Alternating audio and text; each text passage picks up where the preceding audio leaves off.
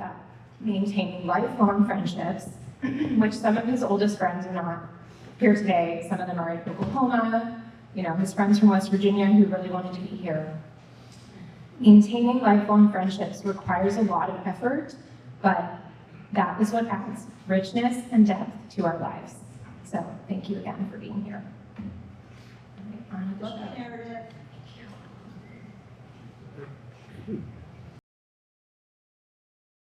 So like her.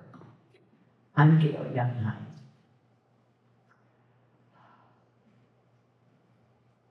We're glad you're here. John Younghein is my baby brother. And he was born in June of 1948 in West Virginia. My parents had been living in New York City. My dad worked at LaGuardia Airport during the war, and that's where I was born. But my dad was from a farm in western Nebraska, and my mother grew up in Indiana. So living in New York was really exciting for them, that they knew that it wasn't where they wanted to raise their children. My mother would have me by the hand on the subway, and people would be coming along behind me saying, "Can't you move along? Can't you move along? Can't you move that baby along?" So it didn't take them very long to decide that they wanted to move out of New York City. They wanted to raise their children someplace else. So my dad got a job at an airport in West Virginia. And they moved there when I was about 3. And that's where my brother was born. My parents bought a house on the top of a hill in West Virginia. And there were 5 houses on the top of that hill, and there was a dirt road going up the hill. And across the street from where we lived was land that the Spencer family had received from service in the Revolutionary War. That was our playground. That's where my brother and I played. And we built forts. We dug trenches. We climbed trees. I mean, we did anything we wanted to that land, and there wasn't anybody out there to tell you, "Oh, no, you can't build a trench there." You know, thousands of acres of pristine land and nobody around. So it really was our playground. And we'd play out there until it got dark. And sometimes we came home for dinner. We did that sometimes. And then after dinner, we'd beat it out the door again and go play until the street lights came on. I know that all of you have had experiences with the street lights coming on. Because when the street lights come on, that's when your mother goes back and calls for you to come home. So she'd come out and she'd call, "Gayle, Johnny, time to come home." We'd ignore her, you know. we were good to go for another 15 minutes, you know. We kept fooling around. And pretty soon she'd say, "Gayle, Lady Younghein, Joe and Kenneth Younghein, you come home this minute." Look, we got to go home now. This is really serious. Oh, one of the things, I think that my brother was a Cub Scout. I don't remember, except that I do remember that he learned to build a fire in the Cub Scouts. So one day he decided he was going to build a fire. And so he went over to the field across from our house on the Spencer land, and he proceeded to build a fire. And it got bigger and bigger. And pretty soon the field was on fire. And I think at some point, somebody probably said, "Oh, maybe we should call the fire department." So the fire department came, but I remember my brother ran across the road, ran out of the house, wham, he slammed the door. He ran upstairs, ran to the bedroom, wham, he slammed the door. I heard him go into his closet, wham, he slammed the door. The firemen came, they put out the fire. And my parents never said anything to him about it. I think they figured that he learned his lesson. My brother, he liked to spend money. I should say, you probably know that. Oh, yeah. So anyway, we got 25 cents allowance, my brother and I. And I would save mine. I saved my 25 cents until I had $3. and I bought myself a pair of roller skates. Well, my brother, he would get 25 cents, and he would beat it out the door as fast as he could go. He'd beat it down the hill to the country store. He'd get in there, and he would buy 25 pieces of penny candy, and he'd bring it home. And we weren't allowed to have any candy, but he'd bring it home and hide it, there. I remember one time we'd gone up to the northern peninsula on a fishing trip with my grandparents. And he was just little then. He must have been about 4 years old, or I must have been about 7. And every night my grandfather would take us down the road to this little country store to buy us our Hershey candy bar. That was a big deal.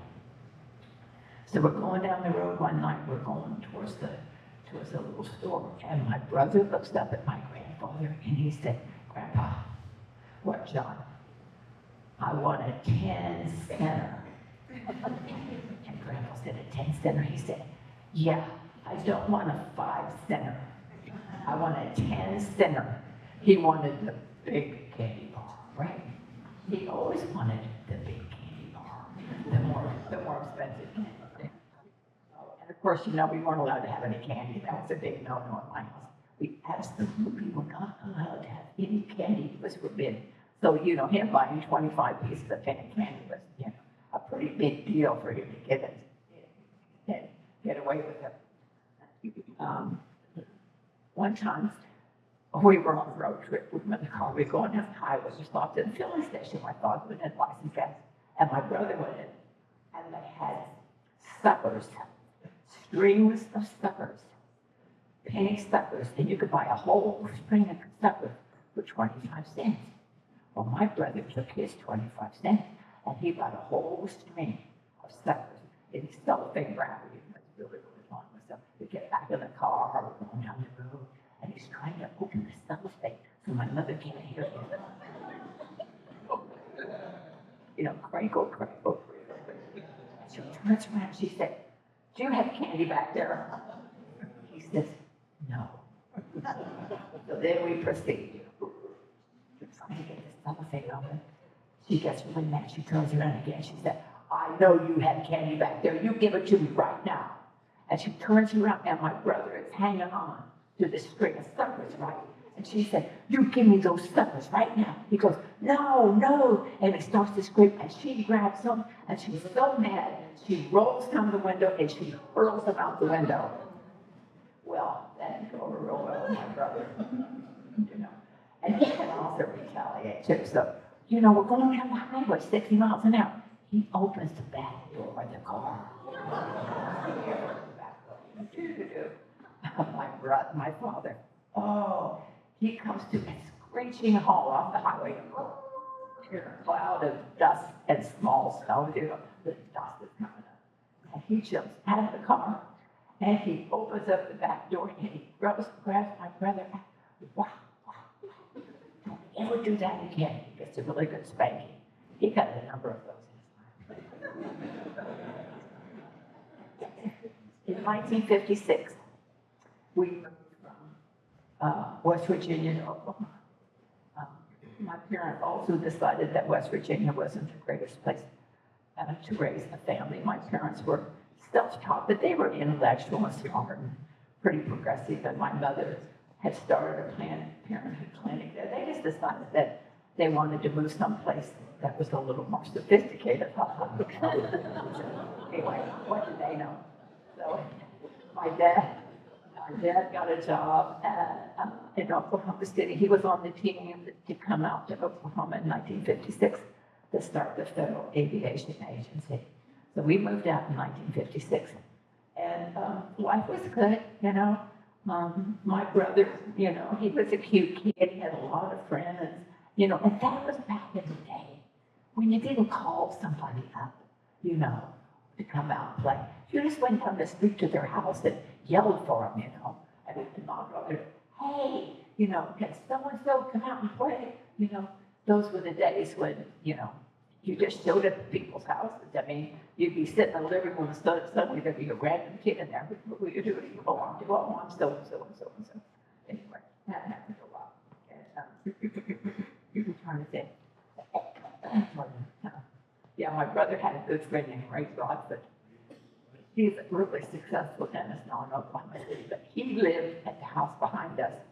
And he and Ray Broadfoot had this secret Native American call that they'd make to each other, you know.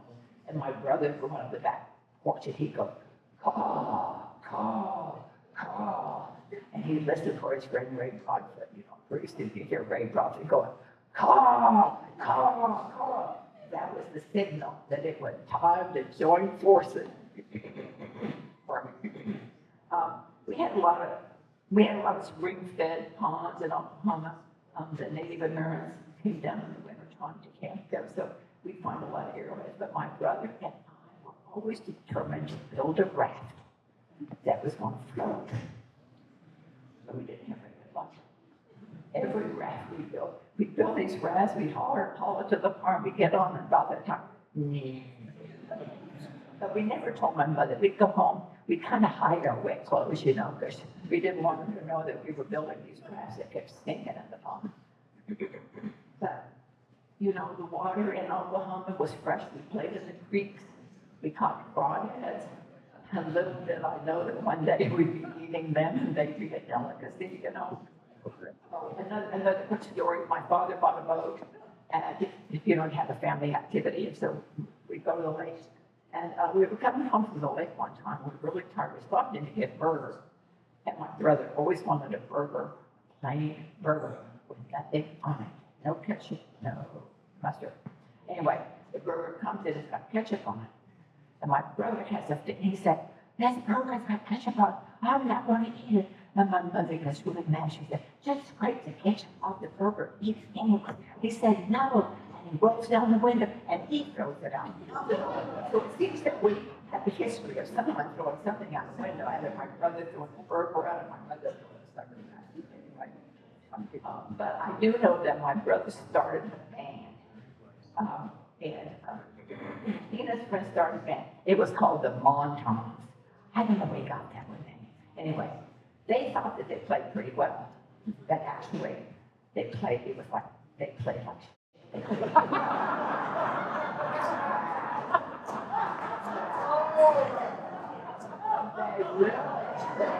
really like their own music, but I'm telling you, it's bad. So they got jobs. But one time they got a job at a roadhouse in some little podunk town in Oklahoma. And they got a job at a place called, and I'm not kidding you, the Club I-1, between Wewoka and Seminole. And it was one of those places where they had the chicken wire fence, you know, around the stage, kind of like a Blues Brothers movie, you know, where they pay you for 3 days in advance. Because, you know, if the Indians and the Cowboys started throwing beer bottles and anybody got hurt, you just packed up and left and you didn't need to come back. The kids would get pretty wild in there. The Indians would get really drunk, and the girlfriends would be flirting with the Cowboys, and the big fight would break out, and they'd be hurling beer bottles. And so that's why you had a chicken lunch thing. I think that was one of their, you know. In 1971, I was working on a passenger shipment in South Pacific. The home port was San Francisco. And when I sailed in under the Golden Gate Bridge, I said, it's it. I'm staying. My brother had graduated from OCU, and he knew that I was in San Francisco, so he called me and he said, I want to come out and live with you. And I said, okay. So he loads up his Volkswagen and he comes out. He stays about 3 weeks and he calls home to his dad and he said, put my clothes on the Greyhound bus. I'm not coming home. So I had a friend who moved up, and there were 3 of us, and we decided that we needed an apartment in Sausalito. Really? Anyway, my brother got a job at Cal Hi-Fi of Fillmore. He'd always worked in the hi-fi business during high school, so he got a job. I got a job working for an investment banker. That was a disaster. I was a terrible employee, but I was pretty entertaining. He worked there for a long time, and he commuted back and forth across the Golden Gate Bridge, and I traveled with him. But we had wonderful, hilarious, good times. And we were there, my brother and I were there for a couple of years. And I would say that, that was a really happy time for us. I would say that for my brother and I, being there together, this sounds kind of weird, but it was kind of like a honeymoon period for us. We'd never lived together as adults. You know, we were living together, we were having fun, we were going to bars, so we went to bars, and, you know, and events. And it was a really, really happy time in our life. You know, my brother was a very kind person, he was a sweet person, he was a generous person, and most of you, you know that already. And it was great. Well, then he left and went across the bay to Walnut Creek, and that was it. And I don't know where I was, someplace else in the world. But as I reminisce a little bit, as I look back, I realized that that was a really innocent time in our lives, from all of that. And what a sweet and wonderful, charming childhood we had. It was like a combination of Leave It to Beaver and All in the Family. It couldn't have been any more precious. Thank you.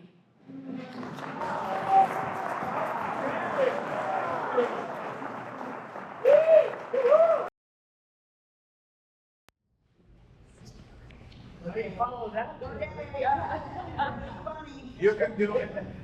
That's a tough act to follow. Yeah, thank you for those great words. It wasn't too different in our household either. Mom and Dad come out on the porch, come to dinner. The street lights came on. We also had coasters. We lived on a hill in Berkeley, and we took it another step further. The Jaspers next door put an electric motor from the washing machine on, and we could roll that thing up the hill. It was great. We had the whole deal. Thank you for those kind words about jumping. So, in 1916, Jack London made this statement: "The proper function of man is to live, not exist. I shall not waste my days trying to prolong them. I shall use my time." Those adjectives like active, passionate, describe John Younghein. He was a great, great man. Now this may come as a surprise to Monica, Meredith, and Andrew. Johnny wasn't a perfect man. But he was the best friend you could have. If Johnny liked you, you were a friend for life. I was looking for my first job, full-time job, and I walked down the street, Shattuck Avenue, and Larry Ginsberg, where are you? Larry Ginsberg hired me as a stock boy at Cal Hi-Fi in Berkeley. I didn't know it at the time, but as Gayle said, Johnny was working for Cal Hi-Fi in San Francisco. The business was really fast-paced, and really not too many months later, Johnny got promoted to be the manager of this Oakland store across from the Paramount Theater on Broadway. I joined the team as a salesperson, and that was the time when the Oakland A's began their World Series run. We sold stereos to some of the ball players. In fact, later on, Blue Moon Odom and I played golf together. You remember? Yes, I bought a stereo from the guy with the curly hair. That was Johnny. So, Johnny and I formed a friendship that lasted. It was very enduring. That we and a bunch of like-minded people rented a house at South Lake Tahoe at Pineman Village. And every year we went skiing. Great deal. We had Tuesdays and Wednesdays off because he's the manager. And so we'd drive up to Tahoe Monday night, stop at Harvey's Casino, have dinner at the stage room, visit with my brother who had a great job as a ski bum, and went skiing. So it was he had a great trip too. We never worried about the snow on the road. We each had extra tires with wheels and snow chains on us. With the snow set, we jacked the car, swap the wheel sets out, continue on our way. One year, there was a weekend that I didn't get to go skiing. I don't know what it was, had some commitment or something. And it was a good call on my part. Johnny made the California Highway Patrol magazine with the headline, "Go Bump Without a Lump." Johnny had personal license plates, "Go Bump." And this car had skidded off Highway 50, hit a tree, and totally crushed the passenger compartment. So I didn't ski that week.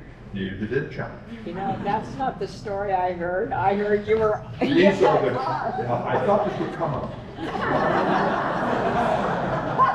Johnny was a salesman.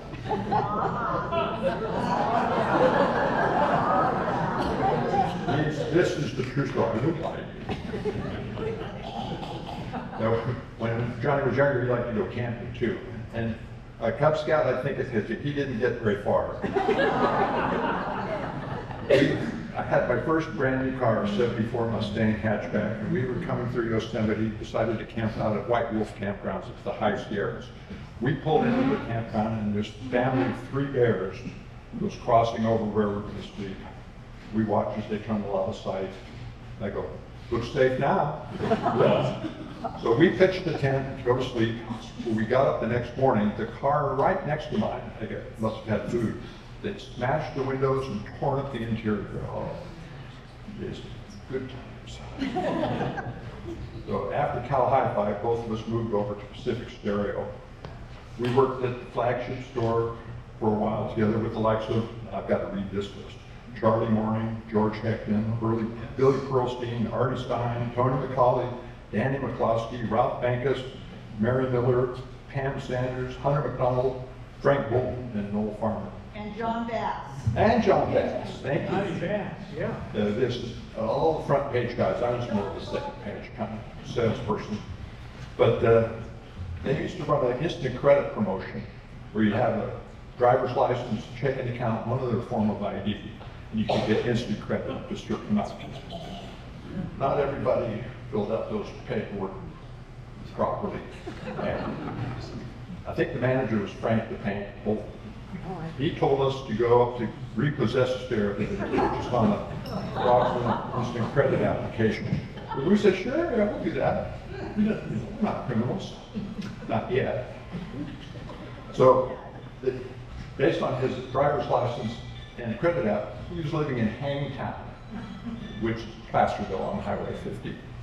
So we decided after we finished coming home, we stopped at the sheriff's office and asked him, yeah, where this guy is sort of shaking. He goes, yeah, we've got our eye on him. We think he has a house full of stolen equipment, gear. And so we go, oh, okay. He says, but don't go there, because if you knock on the door, he will just say, hey, somebody came and stole the stereo, and we'll be none better off. You know, we won't get the stereo back anything. We took that good advice, went to the house anyway.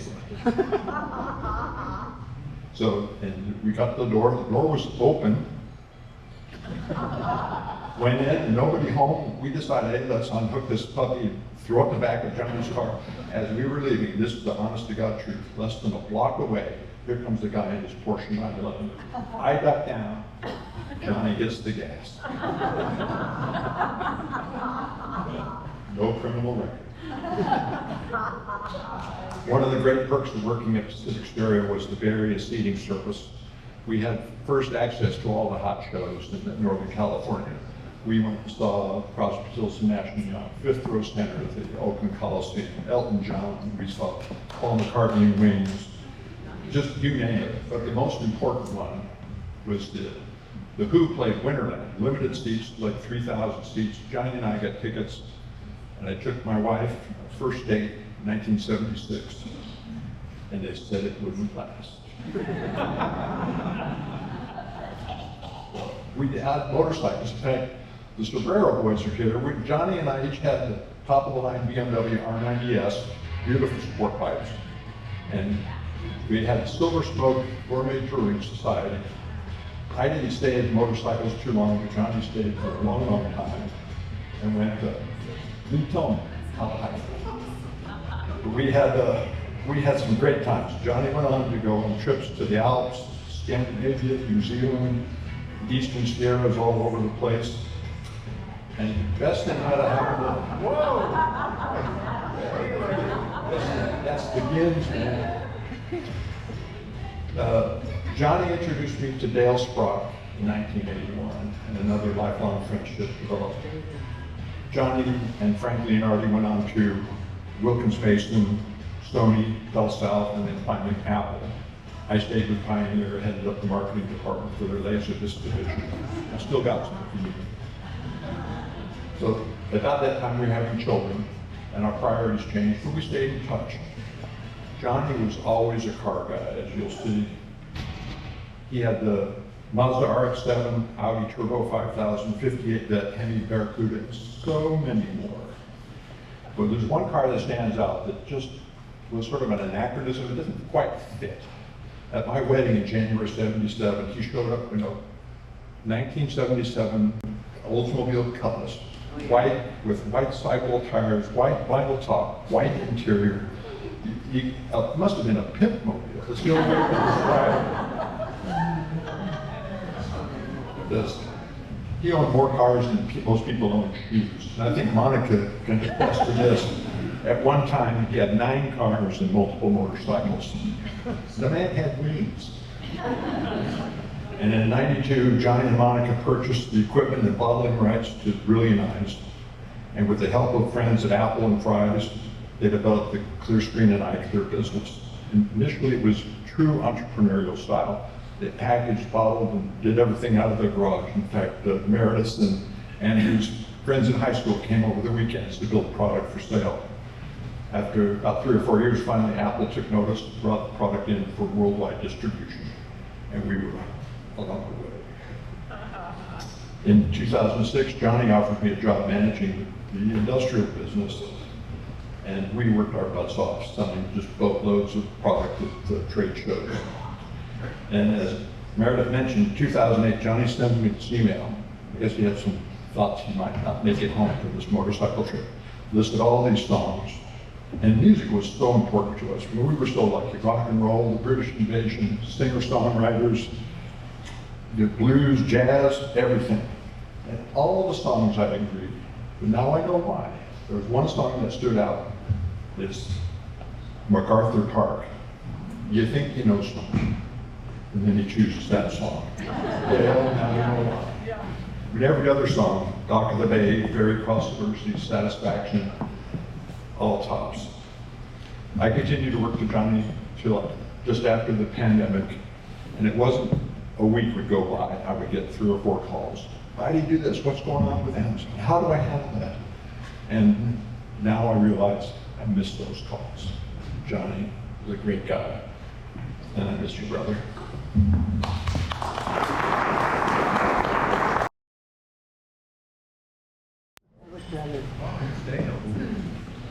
Folks, welcome. This is just the beginning. This is a story that goes on and on because Johnny lived life very large, and the evidence is all of these people and the great stories that we have here that we're sharing. And I hope you're all enjoying it. We certainly had a lot of laughs, a lot of tears, a lot of fun over those years. He left Monica with a lot of challenges after his death.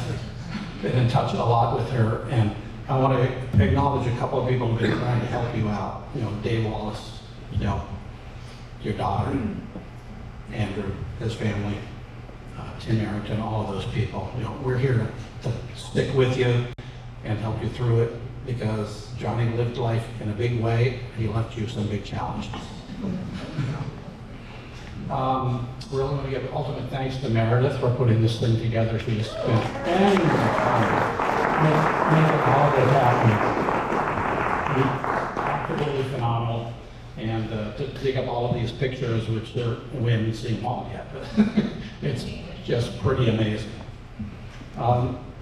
Meredith called me a few weeks ago and she said, gee, can you fill me in a little bit about how you met my dad? And I said, I'll have to think back.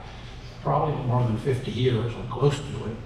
And it turns out that when Johnny was at Pacific managing a store, I had been in retail.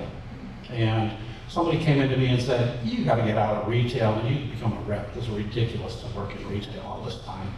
So I started as a sales rep for a company called Sinai Johnson, and we represented Harman Kardon. Harman Kardon made some great equipment. One of the things they did not make so great was a model called the 800 Plus. It was a quadraphonic receiver. A little joystick on the side of it like that. First task I had going to Pacific Stereo was, Dale, get a portable soldering iron, take this little circuit board, there's little wires on it, go in and take the cover off of these receivers and solder this new piece in here so the damn thing works correctly. That's when I met Johnny. What are you doing in the sound room, taking these equipment apart and trying to do this stuff? But that was how we met.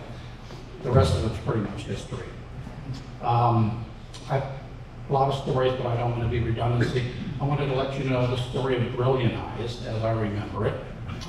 And Dave Wallace, Johnny and I, working together at Pioneer as the sales rep for Northern California. We introduced the Laserdisc, as Dave can attest to, and the damn things were quirky. If it had a fingerprint or a smudge on it, it did not track well. It was worse than an LP that had been scratched by a nail. But I had heard, and Johnny and I talked about it, we said, we gotta find something to clean these discs up so that they play properly. We came across a product called Brilliant Eyes. And we went to the San Francisco airport to a store that was selling to aircraft owners and pilots and United Airlines and people that they polished the windshields and the windows on aircraft, which was mostly Lexan. And we bought Brilliant Eyes. We ended up using that to make sure that the Laserdisc worked when we did demos all over Northern California. And years later, that's how Brilliant Eyes came to be part of the Younghein family. He stuck with it the whole time. Most of you have probably experienced that, as Dave already mentioned. You get a call from Johnny and you look at your phone and you say, I know what's coming. Hey buddy, I got a story for you. Did you hear about this new record? Did you hear about this musical performance? Did you happen to hear about this car? Did you hear about this? You know, it was an endless thing that would bring joy to your life when you saw that phone light up and say, Johnny Younghein was calling. Hey buddy, want to talk about something? And it would go on for mostly an hour, almost all the time, for years. We could go on about road trips, going to Dennis Reagan's house in my convertible on the coast, and we'd get there and say, hey, look at those two gay guys in that white car. Johnny kept that line on forever. Not that there's anything wrong with that. Exactly. You know, he came to visit us in McMinnville, Oregon, where I live now, and he comes with his big yellow Hemi and makes a big statement and everything, goes away, comes back later that day with the biggest Subaru I'd ever seen in my life. I said, what the hell happened to the Hemi? He said, well, I left it at the door, I bought this car. And we need to figure out how to get both of these back to Northern California. Okay, that's not an unusual thing, we used to do that a lot. He, one time at a CES, I got deathly food poisoning. Oh, no problem, we'll just drive you back home, no problem. That was John. He would take care of you no matter what was wrong, looking after you, best friend you could ever have.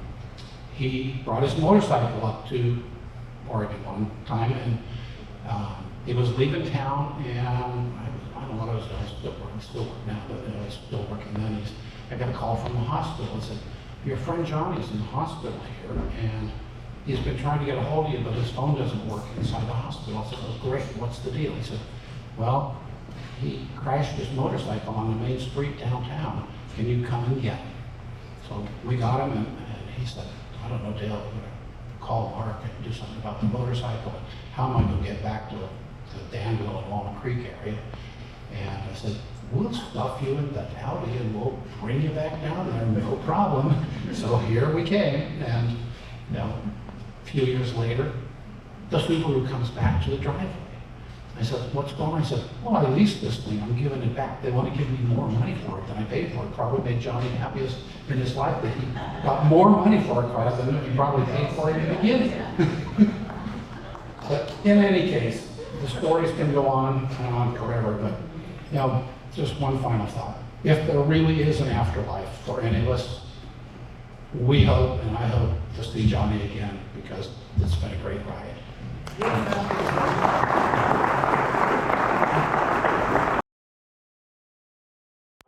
That's the neurologist. So I'm John, but you know, my dad's son, and I've always been Andrew, and it's been a very confusing life for me from a naming standpoint, and to just further perpetuate the generational trauma, we named our oldest son John. But we call him Jack, and he doesn't even know his name is John. So, there's Johnny, there's Andrew, who's also John, and then there's John the fifth, who's not the fifth, who's technically the third, who's Jack. And I really didn't want to talk just because I can be a mess. Family events like this, and I'm not the outgoing one, but I did just decided I was going to read what I posted.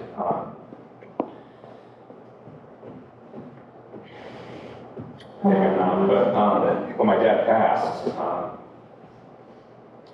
somebody brought it up and said that it was a really good encapsulation of, who my dad was. And I said, Johnny, to his friends, he had a big personality and a bigger heart. He was a lover of the best things in life: music, hi-fi equipment, views, dogs, fine wine, great beer, anything fast, cars, bikes, skis, and his family and friends. A man with more than 9 lives, and sometimes more than 9 vehicles. My dad didn't leave any meat on the bone that was his life, but we wished for more time with his grandsons, both small. And the little ones will be here in a little bit, so you can see how adorable they are. They are truly the cutest you can imagine. But to toast my dad, is probably the only famous line that I've ever said, which is, "My dad almost always makes it." Almost always makes it. And that's why we're here. To a man who outlived everything else in his life. And thank you to all his friends. Johnny! Right? On with the show. On with the show. Put a glass of water here. Well, that's the problem. So I'm John Falconer, and interestingly enough, although Johnny and I became very close friends, and we both worked at Pacific, I started there in 1969, we never knew one another at that time. And we became friends because I had put together a reunion of Pacific Stereo employees in 2013 and had managed to gather up a bunch of names and ability to get in touch with people. And in that year, later in the year, Johnny thought it would be a great idea to thank Ted Bennett for the consideration he had shown for so many of the employees who'd worked for him, including me and Johnny. And he reached out to me, Johnny did, saying, "Hey, can you help me find the people who would be appropriate to enjoy toasting Ted and thanking him for what he did for us?" And so I did. And I've got my crib sheet here. Well, after that, and it was a very successful party, I think, held at Ted's home in Berkeley. Johnny and I just fell into being together.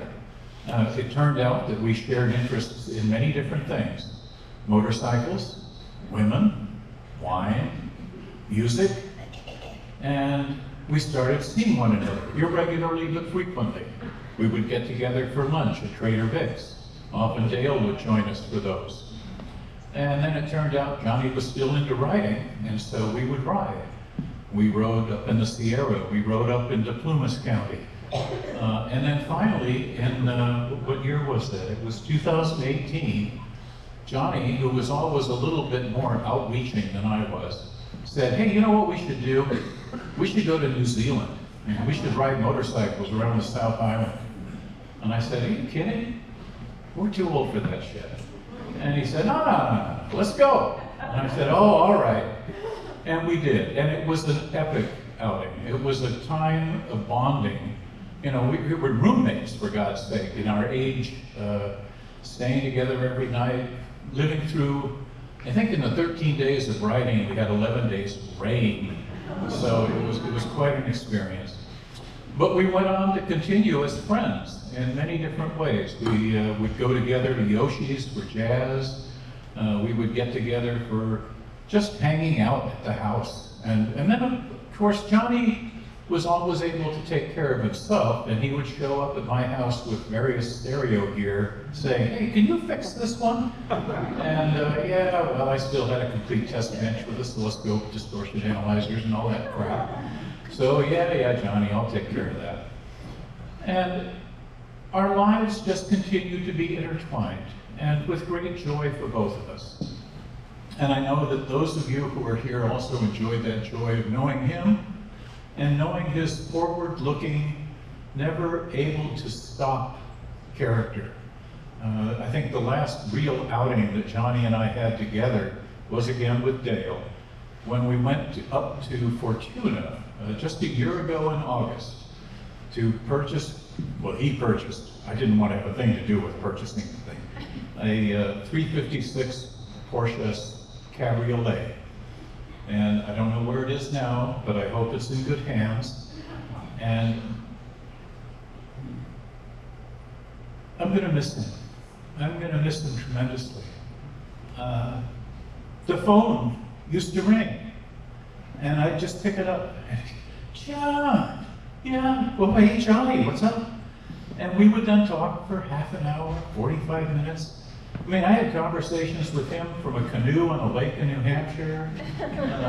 Anywhere I was, the phone would ring and we'd get it on. So thank you all for being here, and I hope others will share their experiences and their love for him and how much we're going to miss him. And that's really about it for me. Thank you.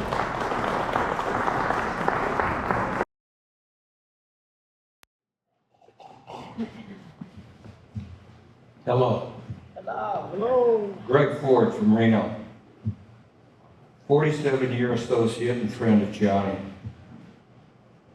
Johnny had his own style, flair, swagger, and a genuine nature. Of course, you all know that. I only say it because I know it.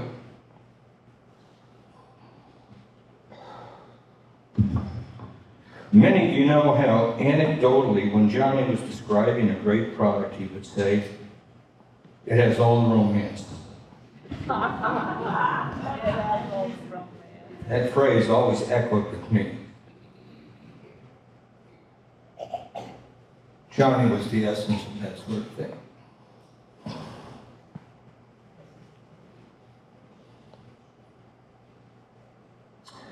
During Chicago CES years ago, I attended a presentation by Joe Sugarman. Some of you may remember the full page, no frills, text-heavy print advertisements of JS&A, Joe Sugarman and Associates. As a gimme and for fun, Sugarman passed out unembossed plastic Batman credit card blanks. Oh, that's good. From a failed prior marketing effort to the attendees. I grabbed a few of them. I gave one to Johnny. He made good use of it. At notable restaurants, if the tab was large, Johnny would slip the Batman credit card into the folio, and the waiter would return, and laughter would ensue. The most memorable was at Gordon Restaurant on North Clark Street in Chicago, not far from the site where the St. Valentine's Day Massacre took place in 1929. My grandfather was working across the street that very day. I was born in '53. Raised in Chicago's Rogers Park neighborhood on the North Shore. I moved to Reno in '75 at the age of 21. I met Johnny a few years later. In memory of Johnny,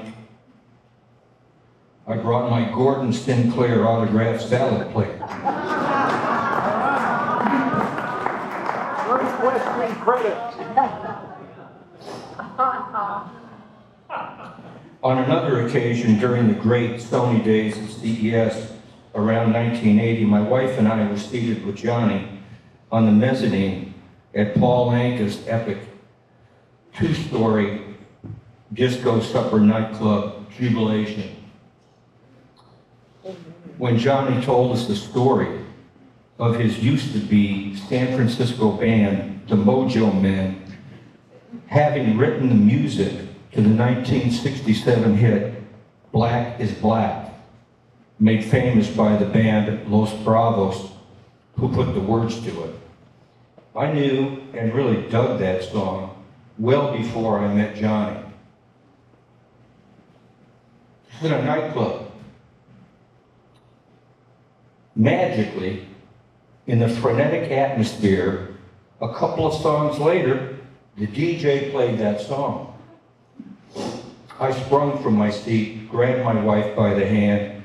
We hustled down the stairs to the dance floor while Johnny watched.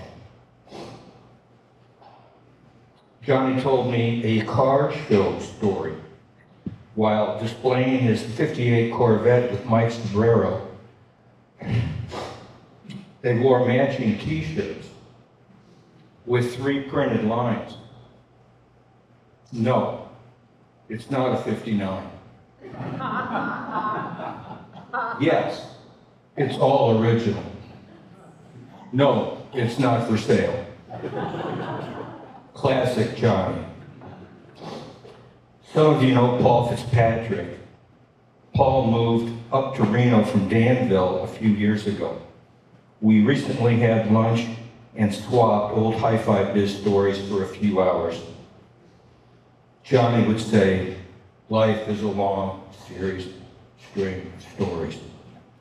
We all have memorable Johnny stories. Let's share them today with gusto.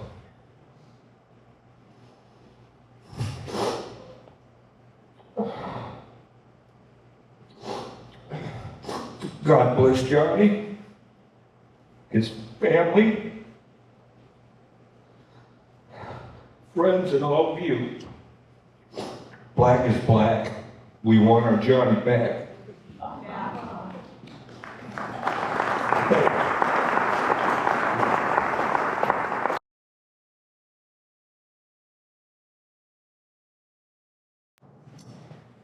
Gayle and I are going to read a poem written by my grandmother, Eileen. Both of my grandparents were very creative, in case you didn't know that. Again, my grandfather a photographer, my grandmother a poet, and also actually a pretty decent artist, which I do think passed on to my son Dominic, who has some artistic ability that doesn't exist anywhere else in the family that we know of. I think this is a poem that my mother wrote for me for my 50th birthday. And we read it, Meredith and I read it at their 50th wedding anniversary. And we want to read it to you today. What can I leave to you, my dears? You who pass the torch of life to future generations. So many things are fleeting, or go out of style, or break, or disintegrate into nothingness. The world is full of pain, ugliness, and sorrow. But I would not leave you these. I want to leave you something good, something permanent, something beautiful, something delightful. First of all, I want to leave you love. The bright fire that burns, that wards off the coldest of the world. Love for one's mate, that strange magnetic force that is as old as time, yet is ever a miracle. Love for one's children, that cuddles and protects and guides and smooths their way a little bit. Love for one's friends, that communication between souls who are often lonely, often frightened, and often confused by life. And love of God, that takes the elements of the universe and gives them meaning. Oh, so many beautiful things I give you. How can words express the framing brilliance of a tropical sunset or the spacious far horizon of a western one? Of course, there are funny things, like ducks waddling down a path, puppies falling over their big paws, and babies learning to talk. I want you to have an abundant supply of humor. It compensates so much for the things we don't have.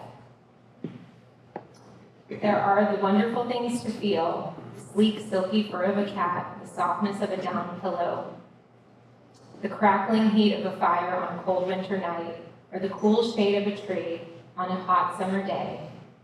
So many things, so many things. My mind is like a kaleidoscope with new and ever-changing images.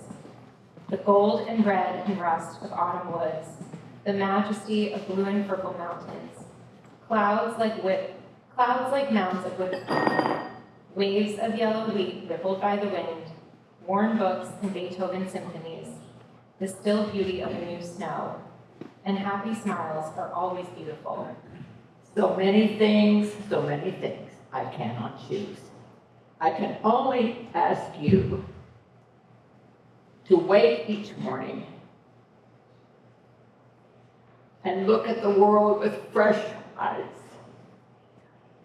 See the beautiful, work towards the good.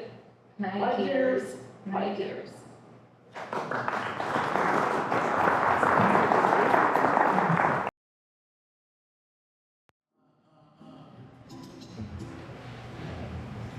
Thank you. Audience participation portion coming soon. I did not commit myself to sing at this service, but it's not pausing. But this is the one song my dad wanted sung, and I will invite you to sing along. The words are in your program. After, I'll tell you what.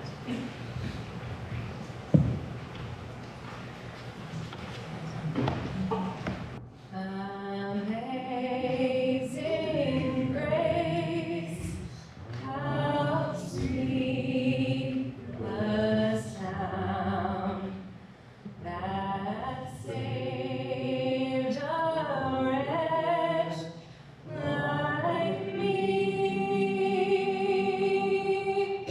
I once was lost, but now am found. Was blind, but now I see. You might have noticed there are baseball caps that were all my dad's on some of the chairs. Feel free to take them. There's some clear screen in the lobby. It wouldn't be an event without clear screen, and you don't have to leave it, but we're gonna take it out for my dad. So thank you again for being here.